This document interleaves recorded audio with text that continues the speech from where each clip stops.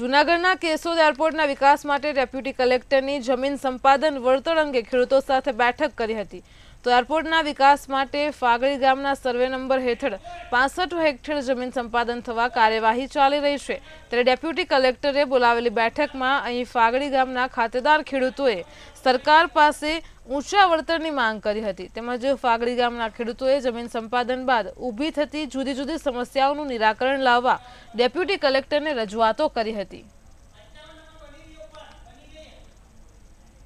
राज्य सरकार द्वारा केशोद एरपोर्टना विस्तरण माटे खानगी 62 हेक्टर जेवी जमीन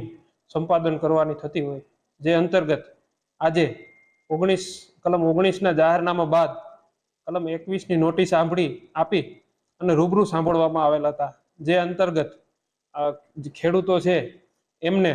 जमीनना जे भावो छे ए बाबतनी जे पण रजूआतो करवानी हती ए आजे सांभळवामां आवी छे અને આના આગળ અમે નિયમ અનુસારની કાર્યવાહી કરી અને અમુક ખેડૂતોની ટોટલી જમીન સંપાદનમાં જાય છે એટલે નવી જગ્યાએ બધી વસાહત કરવાની છે એટલે એ રીતે બધા ખેડૂતોની ડિમાન્ડ એવી હતી કે ભાઈ યોગ્ય વળતર અમને એક સાથે એક રકમમાં આપવું હોય તો જ અમે પાછું બીજે સ્થળાંતર કરી અને વસાહત કરી શકીએ।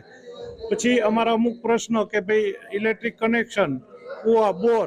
એ બધાને અમને વળતર મળવું જોઈએ અને અમારી જે નવી જમીન લે ત્યાં શિફ્ટિંગ કરી દેવું જોઈએ વગર